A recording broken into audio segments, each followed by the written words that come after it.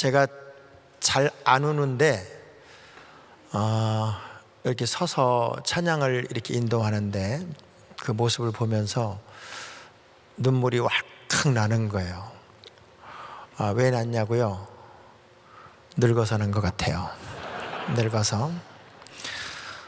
우리 한 목사님하고는 뭐 거의 매일 코로나 시대 이후에 어떻게 예배를 드리느냐, 또 어떻게 우리가 예배를 드릴 수 있겠느냐, 뭐 미국에 비해서 한국은 10배나 더 심하게 제재를 받고 제한을 받는다고 생각하시면 됩니다.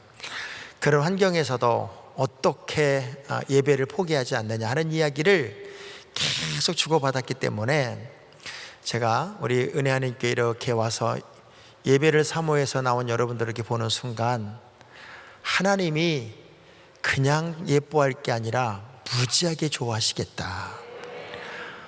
자기들 칭찬해도 아멘 안 하는 건 병일 확률이 있어요. 무지하게 기뻐하시고 무지하게 좋아하시겠다 하는 생각을 합니다. 이런 생각을 해봐요. 우리가 얼마 전에 올림픽을 했는데 6팀 중에 4등을 한 야구팀이 무지하게 욕을 먹었어요. 말도 못하게 욕을 먹었습니다. 뭐 전 세계에서 4등을 했는데 뭐 그렇게 욕을 먹을 일이냐라고 얘기하겠지만, 이 사람들이 욕을 먹은 이유는 양궁 대표팀이 현지와 똑같은 조건에서, 그야말로 현지와 똑같은 조건에서 훈련을 하고 연습을 하고 실전처럼 애를 쓸 때, 야구 대표팀은 실전은 떼학볕에서 야외 경기를 치러야 되는데 연습을 어디서 했냐면 목동 실내체육관에서 에어컨을 팡팡 틀어놓고 연습을 한 거예요. 그래서 그런 결과가 나오니까 이건 연습에 문제가 있다 하는 얘기가 더 많았고, 우리가 운동하는 선수들의 연습하는 현장을 가보면 두 종류의 사람들이 항상 보여요.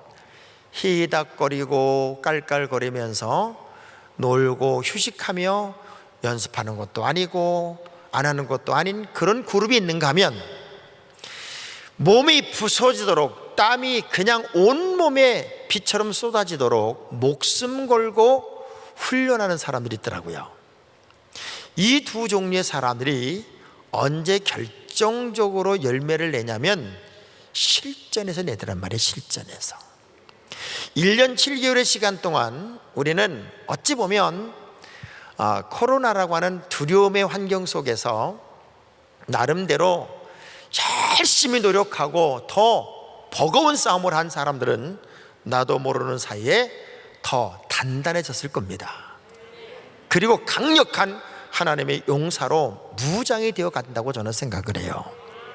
반면에 어쩌면 이 코로나의 환경과 같이 묻어가면서 내가 그렇게 쉽게 익명의 그리스도인으로, 나도 모르게 잠정적 그리스도인으로, 거의 크리스찬으로 신앙생활을 해간 사람들은 어느 일정한 시간이 지나면 자기 자신도 모르게 굉장히 약화되어 있다는 사실을 느끼는 날이 올 거예요.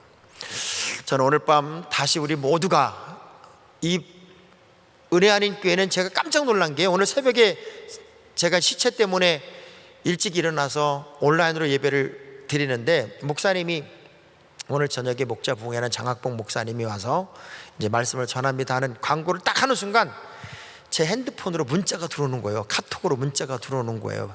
부산에서 지금 은혜 하나님께 예배를 드리고 있다가 목사님 강사한다는 얘기를 듣고 문자 보냅니다. 그리고 몇몇 분이 쪼르륵 문자를 보내는 거예요. 그래서 제가 느낀 게 뭐냐면, 은혜 한인 교회는 미국에만 있는 교회가 아니라, 아멘 안 해도 전 세계가 주목하는 교회가 되어 있고, 그리고 은혜를 사모하는 모든 사람들이 예배에 참여하는 교회가 지금 은혜 한인 교회가 되고 있구나. 그건 국경을 초월하고 있고, 그리고 민족을 초월하고 있는 곳이 바로 우리 은혜 한인 교회구나. 지금도 많은 분들이 한국에서 이 예배에 참여하고 있을 겁니다. 그래서 여러분들은 더 잘해야 돼요. 그 사명감과 책임, 그리고 어떤 기준, 기둥의 역할, 등대 역할을 우리가 특별히 여러분이 해줘야 되는데, 그 거룩한 일에 우리 한 목사님이 거인처럼, 그럼에도 불구하고 그냥 꼼지락꼼지락 거리면서 여기까지 역사를 만들어가는 걸 보면 얼마나 감격스럽고 얼마나 존경스러운지 모르겠습니다. 인간들이요, 뭐 이게 옳으니 저게 옳으니 이게 맞니 저게 맞니 굉장히 많은 이야기들을 만들어내서 어찌 보면 이 빛이 더 화려하다, 이 빛이 더 강하다, 이 빛이 더 강력하다, 수많은 빛들을 만들어냈다 할지라도 태양이 딱 떠버리면 다 똑같아집니다. 맞잖아요. 아무리 강력한 서치라이트라도, 그리고 엄청난 룩스를 발휘하는 빛이라 할지라도 태양이 뜨면 아무런 의미가 없어요. 세상에 잘나고 못나고 훌륭하고 똑똑하고 대단한 것 같아도 하나님 앞에 서면 아무것도 아니란 말이에요. 그래 우리는 하나님만 바라보고 하나님만 의지하고 하나님만 따라가는 진짜 믿음이 우리에게 있어야 되는데, 이래서 약해지고 저래서 타협하고 이래서 주저앉고 저래서 부서진다면 우리는 진짜 하나님의 사람은 아니었다. 왜냐하면 기독교의 가장 중요한 핵심 원리는 부활입니다. 부활이에요. 예수 그리스도의 십자가 사건으로만 끝이 났다면 그분은 인류를 위해서 참 선하게 죽으신 분으로 끝이 난 거예요. 그분은 신이 될 수가 없었어요. 그분은 하나님이 될 수가 없었어요. 그런데 예수 그리스도가 십자가의 죽으심과 동시에 부활하셨기 때문에 그것이 기독교가 되었고, 그것이 하나님이 되셨고, 그것이 능력이 됐단 말이에요. 그 부활의 신앙을 믿는 우리가 무엇이 두려운 거냐고요? 무엇이 무서운 거냐고요? 무엇이 염려냐고요? 이 부활의 믿음을 믿는 사람들은 어떤 환경에서도 당당하고 자신만만한 믿음의 가치를 유지하고 살아야 되죠. 자, 우리 옆 사람을 좀 바라보면서 얼마나 귀한 분들이에요. 이분들은요, 진짜 이 지구상에서 목숨 걸고 예수 믿는 사람들이, 목숨 걸고 예수 믿는 사람들. 어째 아멘이 요단강 건너가기 직전이었어요. 다시 해볼게요. 목숨 걸고 예수 믿는 분들이라고요. 자, 쌍 V자를 그리고 옆 사람에게 흔들면서 우리는 그럼에도 불구하고 승리자입니다 하고 인사 한번 하겠습니다.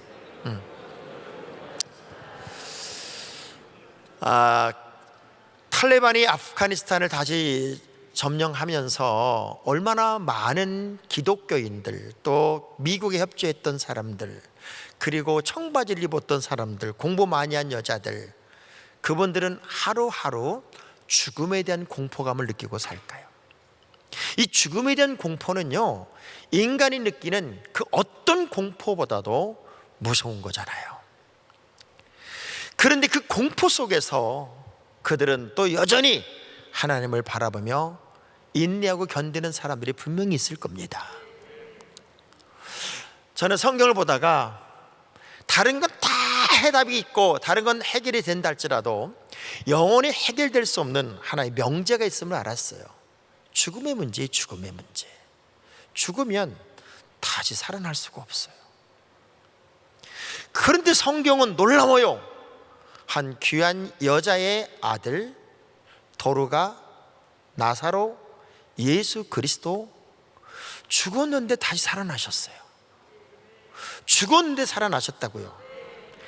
죽었는데 살아나셨다니까요. 과학이 설명할 수 없어요.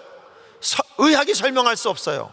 제가 주한감리교회라는 곳에 가서 부흥회를 인도하다가 담임 목사님이 여선교 회장님 한 분하고 딸하고 식사를 이렇게 대접하겠다고 오셨어요. 근데 이렇게 저에게 소개하는 거예요. 목사님, 이분이 송민자 권사님이란 분이십니다. 그런데 이분은 의학이, 과학이 설명할 수 없는 특별한 분입니다 라고 설명을 하는 거예요. 영종대교가 만들어졌고 영종대교 개통이 되었을 때 주한감리교의 모든 선교회가 그 영종대교를 걷는 그런 이제 행사를 했고, 이 송민자 권사님이 그 당시에 여선교 연합 회장님이셨어요. 모든 음식을 챙겨가지고 이제 오셔야 되는데 안 오시는 거예요. 그래서 어떻게 된 거냐, 이게 어떻게 된 거냐고 찾아보니까 심장마비가 와서 심정지가 된 몇 시간이 지난 다음에 이분이 발견이 돼요. 그래서 인하대학 병원에 이분이 갑니다. 도저히 과하게 설명할 수 없는, 거의 1시간 이상을 이 숨이 멈췄던 이분이 살아났어요. 이건 의학이 설명할 수 없고 과하게 설명할 수 없는 분인데, 그분이 살아나서 저에게 밥을 사고 있는 그 장면, 제가 너무 감동이 돼서 그분의 이야기를 페이스북에 기록한 적도 있습니다. 아니라고 해도, 그리고 불가능하다고 우리가 말한다 할지라도, 우리가 생각하는 것 이상의 기적과 역사의 이야기는 여전히 지금도 진행형입니다. 그 전능하신 하나님, 부활의 하나님, 죽은 자를 살리시는 하나님, 그래서 우리가 이 하나님의 능력을 믿을 때는 어떤 말씀밖에 이해가 안 되냐면, 계시록 1장 8절의 말씀밖에는 이해가 될 수가 없어요. 한번 읽어볼까요? 주 하나님이 가라사대 나는 알파와 오메가라, 이제도 있고 전에도 있었고 장차 올 자요 전능한 자라 하시더라. 자, 이 한마디, 전능하신 분, 그 전능하신 하나님, 그 전능하신 하나님을 믿는 것밖에는 성경에 나오는 우리가 소위 말하는 미라클 또는 이적, 이 모든 것들이 성경엔 사인이라고 표현하고 있거든요. 하나님의 사인을 이해할 수 있는 단 하나의 사건, 하나의 이유는 그분의 전능하심 밖에 없어요. 그 전능하신 하나님은 죽은 자를 살리세요. 끝난 인생을 다시 시작하게 하세요. 절망을 희망으로 만드세요. 그리고 주저앉은 인생을 일으켜 주세요. 저는 지금이 진짜 믿음의 사람들에게는 찬스라고 생각합니다. 자, 두 주먹 불 끈지고, 지금이 나에게는 찬스입니다. 벼랑 끝에서 오히려 찬스를 잡는 사람들이 있어요. 그런데 그냥 주저앉는 사람들도 있더란 말이에요. 우리는 주저앉을 사람이 아니에요. 제가 그래서 오늘 주인공을 여러분에게 소개하려고 그래요. 너무나 유명한 사람이에요. 나사로입니다. 나사로. 이 나사로가 누구예요? 나 살아. 나는 죽어도 살아. 나 살아요. 이 나사로의 가정에 왜 예수님이 그렇게도 자주 가셨고, 그 집에 가면 밥을 먹으면서도 행복했고, 대화를 나누면서도 기뻤고, 그리고 다른 수많은 사람들 시선도 있음에도 불구하고 이 집을 그렇게 자주 갈 수 있었을까? 저는 알아요. 제가 목회를 해보니까 참 까닭 싫은 사람들이 있고요, 진짜 손만 잡아도 마음까지 따뜻해지는 사람이 있고요, 아멘 안 할 줄 알았어요. 왠지 같이 있으면 기분이 좋아지는 사람이 있고요, 진짜 저분만 있으면 목회할 맛이 나는 사람이 있는가 하면, 하나님 저건 왜 딴 교회도 안 가고 늘 여기 붙어 있는지 모르겠습니다. 그런 사람들도 있더라고요. 왜 우리 주님도 육신의 몸을 입고 오셨기에 수많은 사람을 만나면서 저건 세상에 태어나지 않았으면 좋겠어, 이렇게 말한 사람도 있었고, 그리고 나사로의 가정에 가면은 마르다가 음식도 잘 내오고, 마리아는 말도 잘 듣고, 나사로는 대화가 통해. 그러니 이 집을 가면 왠지 마음이 편하고 기분이 좋아져요. 그래서 이런 사건이 벌어진 거죠. 예루살렘을 떠나왔고, 예루살렘을 떠나온 지 얼마 되지 않았는데 나사로가 병들었다는 얘기를 들어요.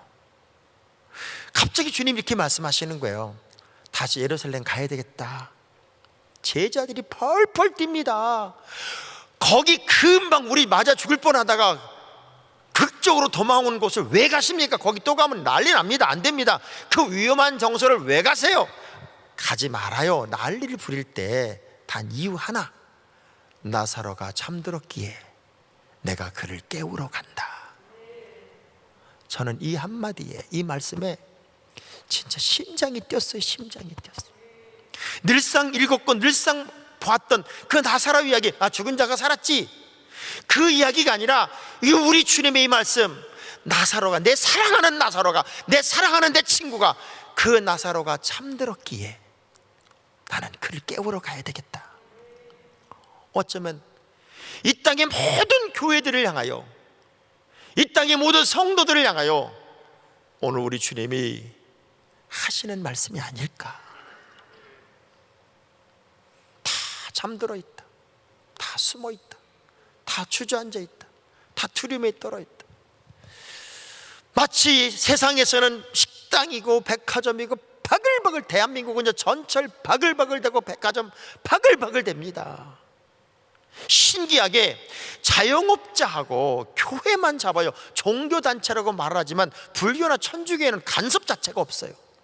매뉴얼을 너무나 정확하게 짭니다. 성가대 서지 마라, 식사하지 마라, 소그룹 모이지 마라, 통성기도하지 마라, 찬송가 부르지 마라. 어떻게 그렇게 잘하는 교회 속속들이를 너무나 잘하는, 제가 그래서 궁금해서 물어봤어요. 그러면 천주교회는 미사하지 마라, 성찬식 하지 마라, 불교에는 절하지 마라, 그런 거 있냐 물어봤어요. 그때 없대. 나쁜 놈들이죠. 나쁜 놈들이에요. 그렇지만 그럼에도 불구하고 목숨을 걸고 예배하려고 하는 진짜 뜨거운 가슴의 사람들이 있어요. 왜? 저는 이런 그림을 그렸었어요. 교회가 문을 닫아요. 여러 하면 어떻게, 우리나라 그 방역을 하는 사람들은 미국을 많이 왔다 갔나 봐요. 미국은 모든 물건값이 9불 99, 10불 99 그렇잖아요. 그런데 어떻게 예배 인원을 19명, 99명, 어떻게 그렇게 짜는지 모르겠어요. 그래서 이분들이 미국 와서 그런 물건을 많이 사본 그런 사람들인가 보다, 그런 생각을 다 했는데, 왜 목사들에게만 다 무거운 짐을 지우냐 말이에요. 제가 우리 교인들에게 그런 얘기를 했어요. 저는 목사로서 예배의 자리를 늘 지키겠습니다. 저는 강단에 있겠습니다. 여러분이 오고 말고는 여러분의 책임입니다. 만일 나에게 19명만 예배를 드리도록 하는 행정권을 저에게 줬다면, 저는 행정권을 가지고 여러분을 막을 수 있겠지만 국가에서 목사에게 그런 행정권을 준 적이 없습니다. 나는 여러분을 막을 재간이 없습니다. 종교의 자유를 누리는 여러분들을 내가 어떻게 막겠습니까? 그러니 교회는 막고 여러분은 밀고 들어와야 됩니다. 그리고 정말 본당에 못 들어오면 마당에 꿇어 앉아서 땅바닥을 치며 예배하는 성도들이 왜 최소한 30%는 있어야 되지 않느냐. 근데 어떻게 그렇게 말을 잘 듣냐. 하나님 말씀은 그렇게 순종을 안 하면서 어떻게 그렇게 뉴스에 한번 발표만 하면 그렇게 100% 순종을 하냐. 난 그게 이해가 안 된다. 그 수많은 평신도 단체들은 왜 입을 다 다물어 버렸냐. 왜 목사들만 그 모든 책임을 짊어져야 되느냐. 그래서 저는 밀고 들어오는 교회를 막을 능력도 없고 행정력도 없어서 내버려 둡니다. 내버려 둬요. 그러면서 우리 주님은 잠들어 있는 나사로, 이미 죽어버린 나사로, 가서는 안 되고 갈 수도 없고 이미 가지 말라고 말리고 있음에도 불구하고 내가 그를 깨우러 간다고 말씀하는 그 음성에 다시금 우리 주님이 이 땅에 오신다면, 우리 여기에 한국에 오신다면 주님의 가장 먼저 하실 일이 뭘까를 봤더니 깨우는 일이에요. 살리는 일이에요. 새 생명으로 일어나게 하는 일이에요. 특별히 오늘 목자들, 또 중보 기도자들, 그리고 아론과 홀 하나님의 제단의 기둥 같은 여러분들이 다시 새 생명으로 일어나고 불처럼 일어나는 도전이 있기를 주의 이름으로 축복합니다. 1년 7개월 동안요, 제가 교회를 꽁꽁꽁 닫아야 되는 환경 속에서 단 한순간도 멈추지 않고 우리 교회에 했던 일들을 한번 여러분 잠깐 영상으로 보여드릴게요. 도대체 뭐라고 하면 여기까지 왔을까 한번 영상으로 잠깐 보실게요.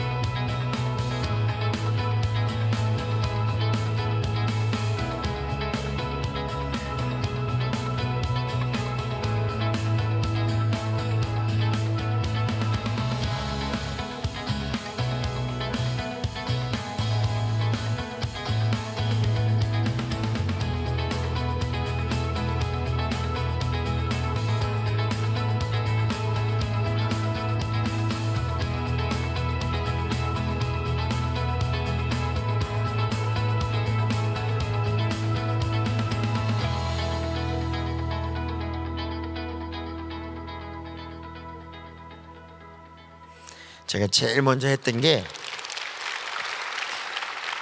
교인들이 못 나오니까 찾아가는 봉사를 하는 거예요.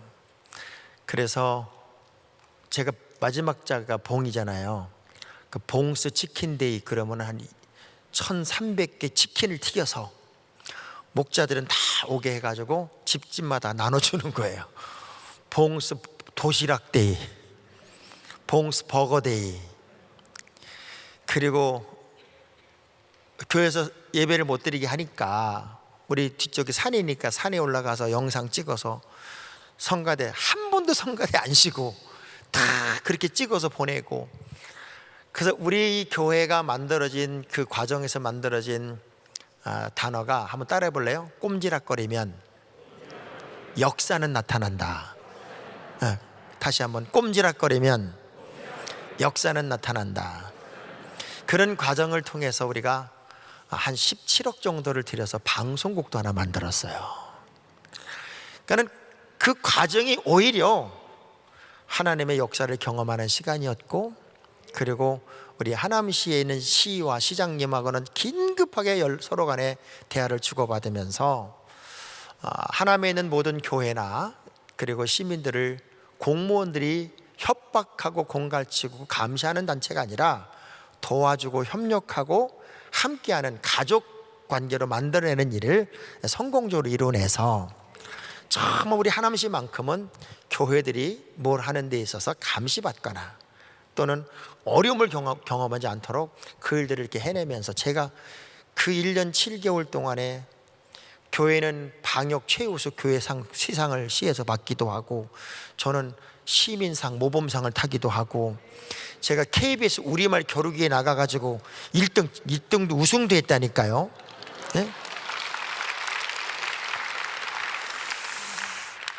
다 주저앉을 때, 다 안 된다고 할 때, 다 끝이라고 할 때 일어나고 살아나는 것이 기독교인의 행복이고 예수 믿는 기쁨 아닐까요? 지금 이 시점 보세요. 연극 무대에 가면 사람이 입장하고 들어올 때는 빛이 있어요. 갑자기 깜깜해져요. 갑자기 깜깜해진다는 얘기는 이제 연극이 시작된다는 사인이에요. 그리고 깜깜할 때 비춰지는 그 서치라이트는 더 선명하게 주인공의 표정과 주인공의 동선을 사람들에게 보여줄 수 있어요. 지금이 어두워요. 깜깜해요.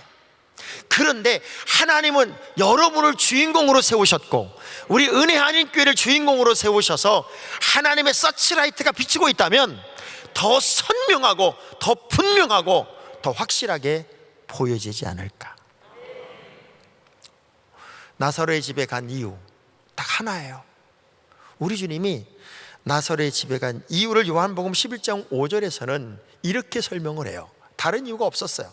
요한복음 11장 5절의 말씀 보니까, 시작, 예수께서 본래 마르다와 그 동생과 나사로를 사랑한 거예요. 사랑한 것밖에 없어요.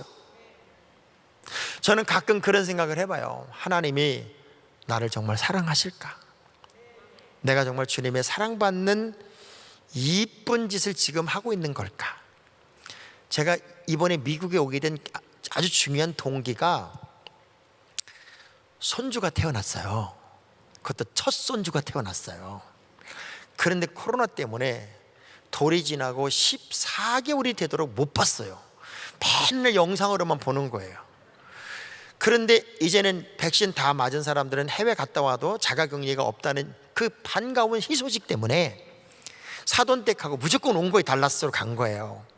달라스로 가서 일주일간 있는데, 우리 사돈댁은 일주일 먼저 와 있었고 저는 이제 늦게 간 거고, 그 사돈댁은 또 일주일 더, 이렇게 3주 거기 있고 저는 일주일만 거기 있다 나오는 건데, 너무 감동을 한 거예요. 제가 너무 감동을 한 거예요. 외할아버지 외할머니가 먼저 와 있었는데도 불구하고 내가 다 가니까 나한테만 안겨. 나한테만. 그 아빠, 엄마, 외할머니, 외할아버지, 또 할머니, 친할머니 6명이 다 있어도 애가요 나한테만 온다는 거요. 나한테만. 보다 미치는 줄 알았어요. 아주 어떻게 그렇게 이쁜 짓을 하냐고요. 어떻게 그렇게 예쁜 짓을 하냔 말이에요. 그러니까 있는 거 없는 거 다 털어줬어요. 진짜 다 털어줬어요. 제가 느꼈어요. 사랑한다는 의미, 사랑받는다는 의미가 뭔지를 제가 손주를 보면서 알았네. 손주를 보면서. 얘가 아는지요. 내일은 할아버지 이제 LA로 가고 할머니는 이제 한국으로 돌아가. 이제 오늘 마지막이야. 파이프. 저는 사돈댁들은 우리 아들 집에 자고 우리는 호텔에 자는데 헤어질 때마다 파이프 하는데 내일은 이제 못 만나. 그랬더니 얘가요, 할머니한테 생전 안 갔거든. 할머니가 그만 내일은 못 볼 거야. 그때 거기 앵겨가지고 안 떨어지는 거예요. 그리고 내가 빠이빠 그러고 차를 가면은 그렇게 운대.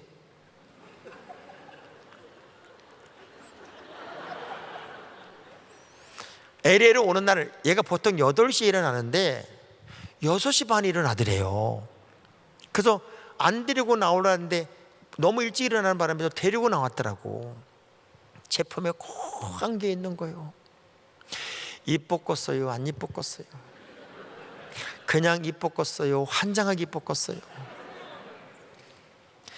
자, 우리 주님이 죽은 나사로 그 집을 간 이유가 딱 하나예요.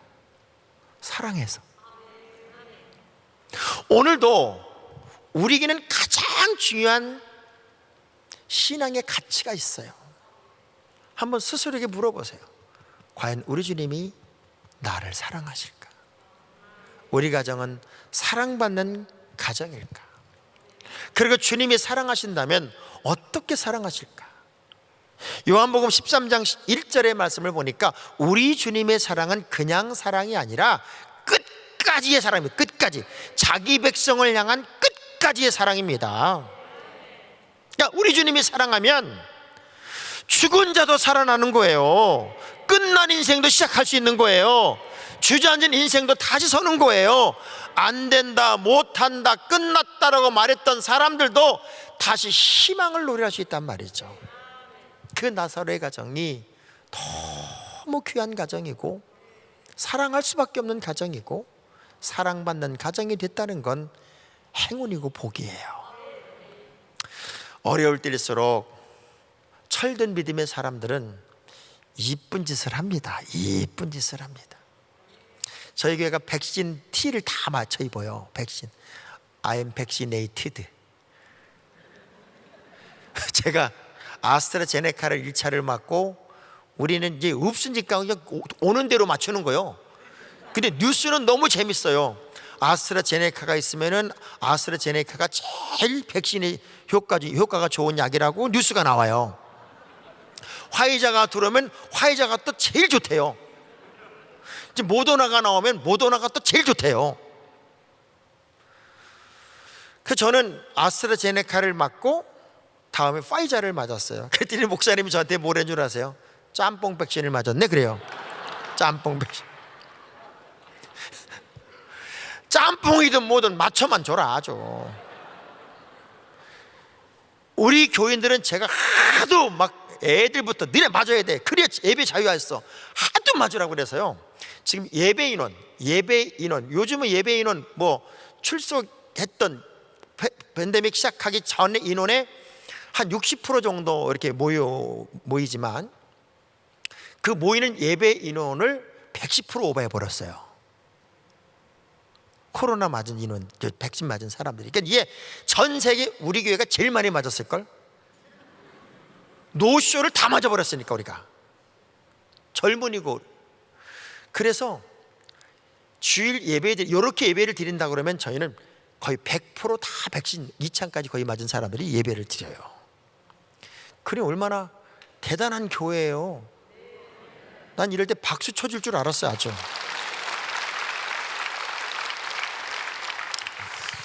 똑같은 신앙생활 하는데 어떤 사람은 연기 나는 신앙생활을 하고 어떤 사람은 향기 나는 신앙생활을 합니다.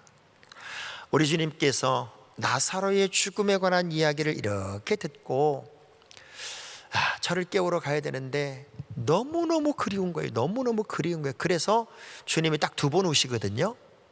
예루살렘의 멸망과 예루살렘의 타락과 교회의 무너짐을 보시고 울었어요. 그리고 또 한 번 우신 게 나사로의 무덤 앞에서 우시더라고요. 얼마나 사랑했으면, 얼마나 귀하게 여겼으면. 아마 나사로는요, 돌연사한 사람이에요. 돌연사. 죽음을 준비하지도 못한 채 돌연사한 사람이란 말이에요. 그런데 그 나사로가 너무 사랑스러운 나머지 그 나사로의 무덤 앞에서 울고 계신 주님을 생각하면서 지금 어쩌면 그렇게 주저앉아 버린, 그렇게 무덤 문에 들어가 버린, 그렇게 영적으로 죽어버린 이 땅의 수많은 영혼들을 바라보며 주님은 울고 계시지 않을까. 그러면서 주님이 이렇게 명령을 해요. 제자들에게, 자, 무덤 문을 좀 옮겨라. 세상과 생명과 죽음의 완벽한 단절, 더 이상 희망을 0%, 0.1%라도 말할 수 없는 완벽한 단절의 상징인 저 무덤 문을 옮겨라, 이렇게 말해요. 전 여러분의 인생에 어찌 보면 내가 정한 마지노선들이 있을 거예요. 그 무덤 문처럼 딱 닫아버린, 더 이상 내가 마음의 문도 열기 싫은, 그 딱 닫혀버린 그 무덤 문을 제껴버려야 돼요. 다시금 여러분의 생각 속에, 여러분의 가슴 속에, 여러분의 삶 속에 이제 닫아버린, 끝이라고 생각했던, 더 이상 희망이 없다라고 여겼던 그 모든 것들을 제껴내시길 바랍니다. 이렇게 말합니다. 거길 왜 열어요? 무덤 문을 왜 제치냐고요? 죽은 지 나흘입니다. 나흘. 썩어서 냄새가 난다고요. 안 된다니까요. 열어야 할 이유가 하나도 없다니까요. 의미 없는 짓을 왜 하십니까? 끝없는 회방꾼들이 있었어요. 아마 교회 안에요, 제 한국교회에 별 희한한 일이 다 있었습니다. 목사님이 예배를 드린다 그러면 교인이 고발을 해요. 우리 교회는 19명 넘게 드렸다고 사진 찍어서 고발을 해요. 그리고 찾아 올라와요. 목사님, 이거 안 되는 거 아닙니까? 식당에 가면요, 6시까지는 4명이 먹을 수 있어요. 6시 전까지는. 6시 딱 되면 2명밖에 못 먹어요. 근데 식당 주인이 저에게 이런 얘기를 해요. 목사님, 시에서 감시가 나오거나 뭐 그들의 역할을 위해서 나와서 이야기하는 거는 저는 이해가 됩니다. 정말 가슴 아픈 건 옆 테이블에서 사진을 찍어서 고발하는 건 내가 견딜 수가 없습니다. 너무 마음이 아픕니다. 서로가 서로를 감시하는 거예요. 이게 너무 무서운 거예요.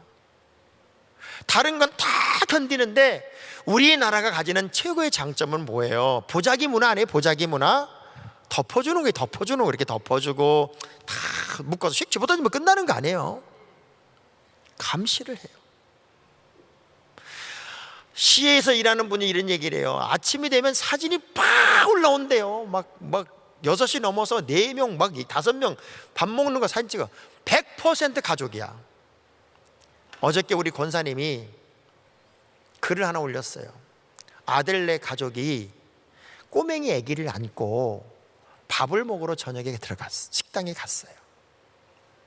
3명이잖아요. 2명밖에 못 먹는다 그러길래 가족이다, 우리 가족이다.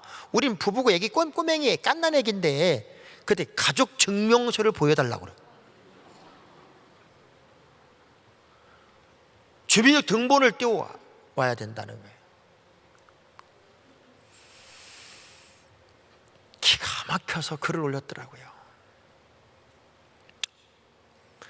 그런데도 버텨나가는 우리 대단한 거예요. 미국보다 훨씬 훌륭한 거예요. 한국이 다쳐버린 거예요. 한계예요. 근데 그 한계에 머무를 수가 없어요. 우리 주님은 그거를 밀어내래요. 그거를 밀어내래요. 아무리 회방 놀고 아무리 반대하고 아무리 떠들고 아무리 소리쳐도 아니, 너희들은 내 말을 들어야 돼. 요한복음 11장 40절에 주님이 그렇게 회방 놀고 안 된다고 말하고 열어봤자 무슨 의미가 있냐고 말하는, 죽은지 나으리라고 썩어서 냄새가 난다고 자기들의 이야기를 그냥 떠들어내는 그 사람들을 향해서 이렇게 말씀하셔요. 예수께서 이르시되 내 말이 내가 믿으면 하나님의 영광을 보리라 하지 아니하였느냐. 믿어, 믿으라고. 하나님의 역사는 있어. 하나님의 기적은 있다고. 그러니 안 된다고 말하지 마, 틀렸다고 말하지 말라고. 우리가 믿는 하나님은 시시한 하나님이 아니라 시퍼렇게 살아계신 하나님이야. 와, 저는요 여기 오기 전에 일주일 전에, 그러니까 여기 내일 모레 미국 온다면 목금 토요일까지 2박 3일 동안 촬영 하나를 했습니다. 촬영. KBS 외주팀하고, 요즘 여러분 그 우리나라 종편 방송에서 강철 부대라고 하는 프로그램이 되게 인기가 있는데, 우리 목사님 6명하고 강철 목사는 프로그램을 찍은 거예요. 강화도 보름도라는 데 가가지고 바닷가에서 그냥 해병대처럼 군복을 입혀놓고, 너무 재밌었던 게 6명 목사님들, 여기 오셨던 분들도 있어요. 그 6명 목사님 중에 진짜 놀라운 건 2명이 군 면제자였고 1명이 방이야. 근데 군복을 입혀놓으니까 똑같이 이제 움직이는데, 진짜 바닷가 갯벌을 헤매기 다니고 보트를 들고 별짓을 다 했습니다. 토요일날 아침이 됐는데 비바람이 말도 못하게 치는 게 비바람. 근데 배가 7시, 11시, 2시 반에 이게 3번밖에 없어요. 근데 내일 주일이니까 오늘 나가야 된단 말이에요. 비바람이 치는데 제가 감독한테 우리 내일 예배 때문에 가야 돼, 이거 우천으로 촬영 중단 이런 거 있잖아, 그러니까 촬영 중단하고 가야 된다 그랬더니 그 감독 얘기가 더 웃기는 거예요. 목사님, 이런 날씨에 찍는 게 최고의 그림이 나옵니다. 이런 날씨에 찍는 이런 그림이 어디 있습니까? 이건 우리한테 주신 하나님의 선물입니다. 그래가지고 그 비바람을 맞아가면, 그렇지 뭐 11시 배를 탈 수 있도록 그럼 지금부터 아침부터 찍자. 그리고 그냥 온통 비바람을 맞아가면서 촬영을 끝내고, 초속 6m의 비바람이에요. 11시 배가 안 떠, 못 뜬다는 거야. 2시 일기예보를 보니까 초속 11m의 비바람이에요. 그럼 6m, 초속 6m에 못 뜬 배가 2시 어떻게 뜨겠냔 말이에요. 그래 우리는 이제 큰일 났어요. 부목사님들에게 우리 못 갈 수 있으니까 설교 준비 다 얘기해 놓고, 그래도 우리 6명의 목사들이 이렇게 무기력하게 못 간다고 주저앉을 수는 없다. 보름도라는 섬이요, 강화도 보름도라는 섬이 한번 거기 들어서 풍랑이 생기면 못 들어간다. 보름 동안 못 들어간다. 그래서 보름도야. 이 섬이 청정을 유지하는 섬이어서요, 소 한 마리, 돼지 한 마리가 없어요. 한 150명 정도 사는 마을에 70%가 크리스찬이에요. 교회는 딱 하나밖에 없어요. 근데 우리가 외지에서 왔다고 교회에 들어와서 기도도 못하게 해요. 그래서 800년 된 은행나무가 있다고 그래서 그 비를 맞아가면서 은행나무 앞에 가가지고 그걸 그림을 보고 이제 약간 옆에 실내가 있어서 목사님들이 기도를 했어요. 저는 제가 이제 늘 성경에는 엘리야 손바닥만한 구름이 이제 비를 내렸다 설교를 하고 막 그랬지만, 저도 목사지만 그런 실제적으로 그런 경험을 한다는 게 쉽지 않잖아요. 어마어마하게 퍼붓던 비 약간 줄더니요, 우리가 기도하는 순간에 저쪽에서 이게 구멍이 동그랗게 제 화면 배경처럼 파란 하늘이 구멍이 뚫려요. 이렇게 구멍이 뚫리더니 저 구멍이요 계속 구름을 밀어내는 거예요. 지금 저렇게 계속 밀어냅니다. 계속 밀어내더니 점점 밀려나가요. 계속 밀려나가요. 우리는 기도를 계속합니다. 저는 친구 목사예요. 내가 찍어야 되니까 나는 나를 못 찍잖아. 그래서 이제 기도를 계속하는데 구름이요 말도 못하게 깜깜했던 구름이 이렇게 점점 밀려나가더니 저런 하늘이 나온다는 게 말이 돼? 저런 하늘? 이게 나요. 이게 나요. 그 우리가 이 날씨에 배가 안 뜨면 말이 안 된다. 빨리 마을로 가서 이 날씨는 배가 떠야 된다고 말하자. 바람은 계속 있었어요. 그래서 마을로 차를 몰고 딱 들어갔더니 방송이 나와요. 오늘 2시 반 배는 예정대로 출항합니다. 이렇게.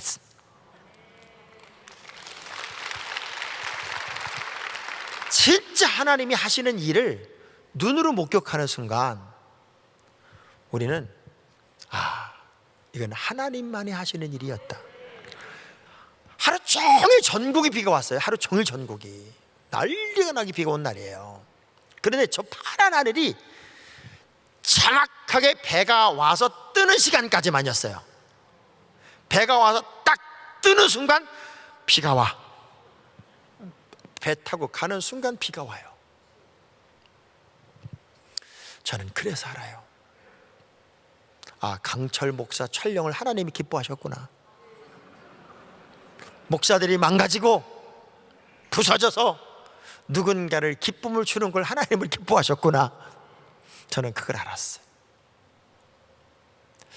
그러면서 우리들이 이건 한계입니다, 이건 끝입니다, 더 이상 우리가 어떻게 해요? 라고 말하는 여러분을 죽음 가운데 몰아넣는 그 무덤문을 제쳐낼 시간이 지금 이 시간입니다. 그 무덤문을 제쳐내야 돼요. 그래서 우리는 안 된다, 못한다, 틀렸다, 끝이다 이렇게 말하면 안 돼요.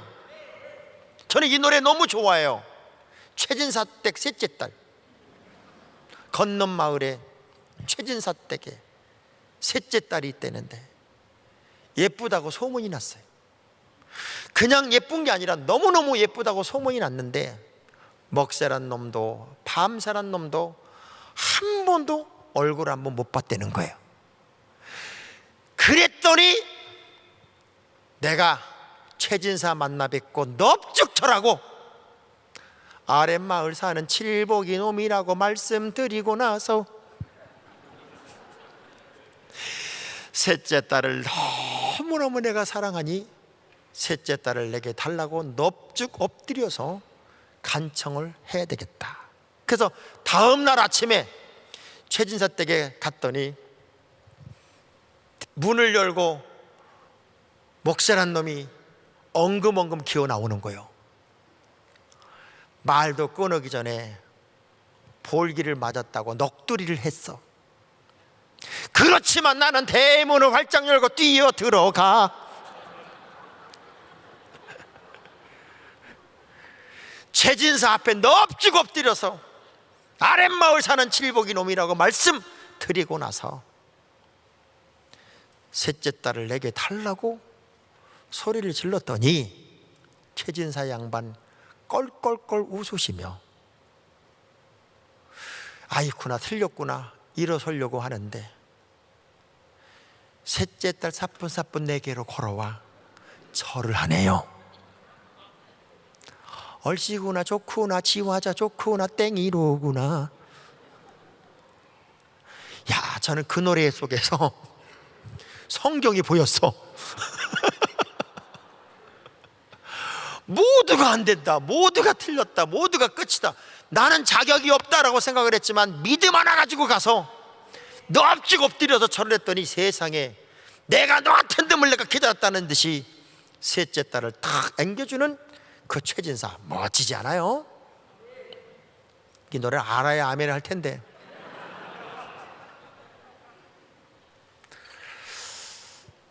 무엇이 여러분의 돌무덤입니까? 무엇이 여러분을 막고 있냔 말이에요. 그 이상도 그 이하도 아닌 그냥 죽어진 상태로서의 삶이 여러분의 삶이라면 오늘 이 소리에 주목하십시오. 무덤 문을 활짝 열고 우리 주님이 큰 소리로 나사로야 나와라, 큰 소리로 나사로야 나와라 하고 소리 지르. 저는 이 소리가 은혜교회 성도들이여 나와라 그 소리 들렸어. 예배의 자리로 나와라, 죽음의 자리에 있지 말고 나와라. 식당에 뭐 갈 때 다 가면서 왜 교회만 두려워하냐? 여기는 몇 명 모이라는 그런 기준도 없잖아요. 자, 우리 연습 한번 할까요? 우리 주님처럼 은혜교회 성도들이요, 그럼 여러분은 나와라 이것만 하세요. 그냥 은혜교회 성도들이요, 성도들이요, 성도들이요. 주님이 나오라는 거요. 근데 진짜 놀라운 거, 죽은 사람이 나와요. 죽은 사람이 나와요. 바람과 파도가 주님의 명령을 들어요. 삼라만상 자연이 하나님의 말씀을 듣는다니까요. 이미 죽어버린, 사람들이 생각할 때 썩어 문드러지고 있다고 생각했던 그 시체가 반응을 하더란 말이에요. 반응을. 야, 저는요 이 말씀을 이렇게 묵상하면서 오늘 우리의 주님이 우리를 향하여 큰 소리로 말씀하시는 이 소리를 왜 못 들을까?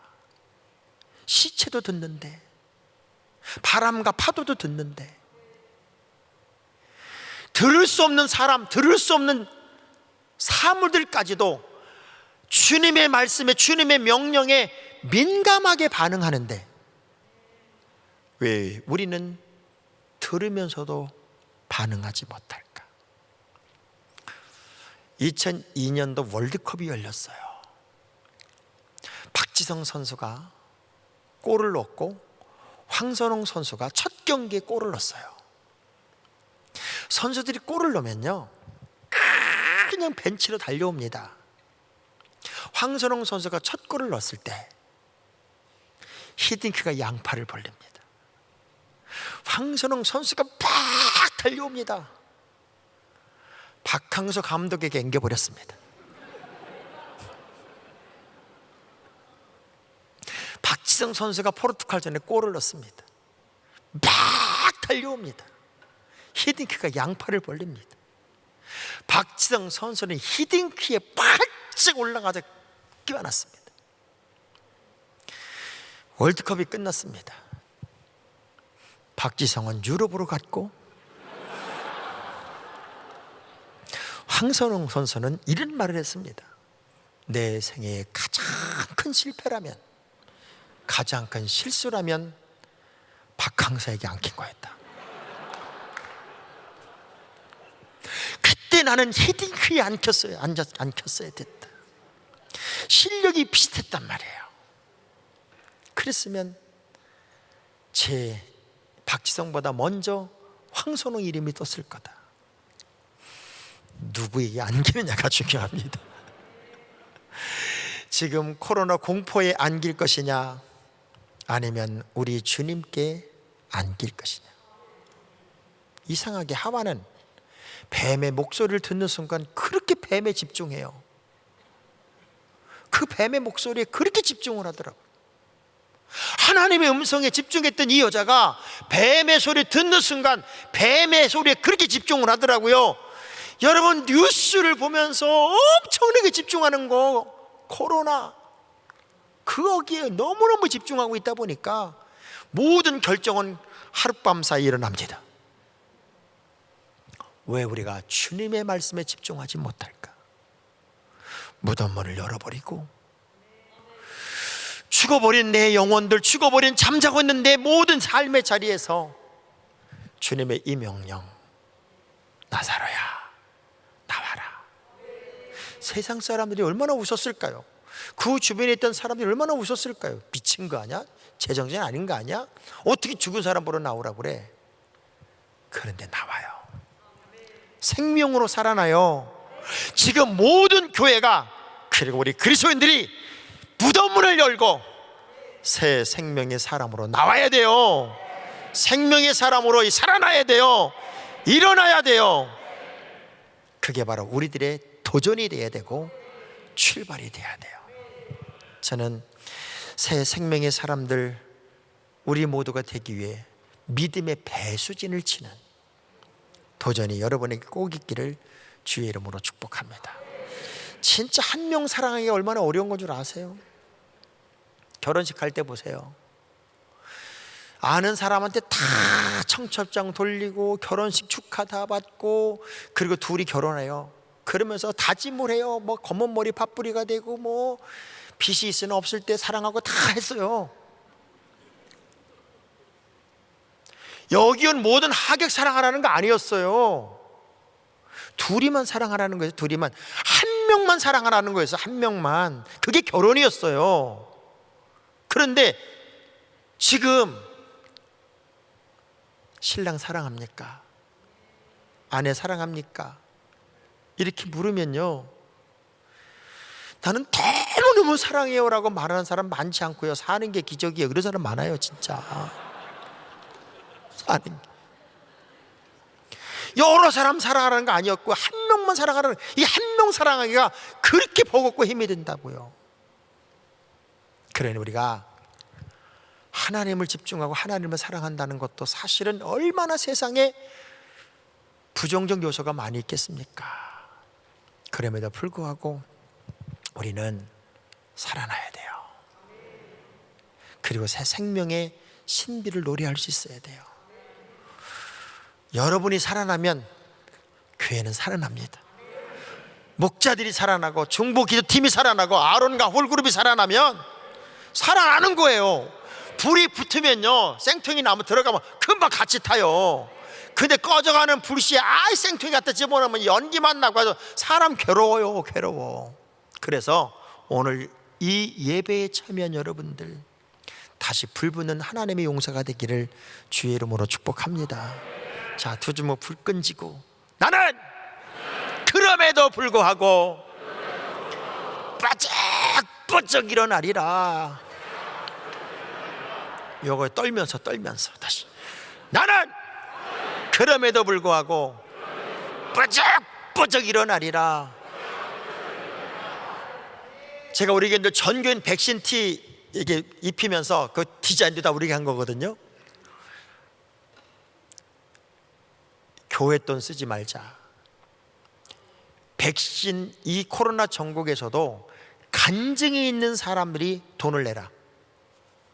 그래서 이거를 교인들에게 다 나눠주자. 이게 그걸 얼마나 좋아하는지요.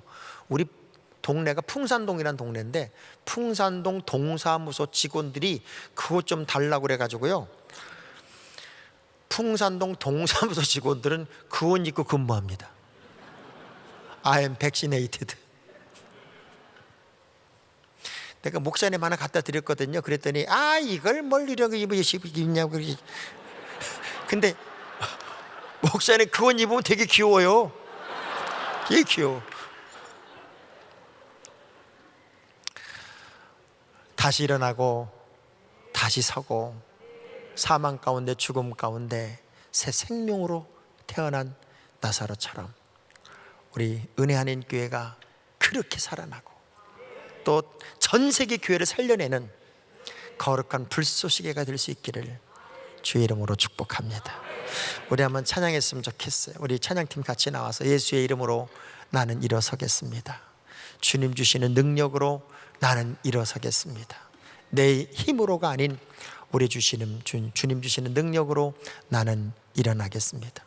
지금도 이 예배가 우리 은혜 하나님 교회 모든 성도들뿐만 아니라 부산에서, 또 하남에서, 서울에서, 전 세계에서 정말 영적으로 일어나고 싶어하는 모든 영혼들에게 동시에 증거되는 이때, 곳곳이 다시 살아나고 곳곳이 일어나고 곳곳이 생명으로 다시 사는 역사가 있기를 주의 이름으로 축복합니다.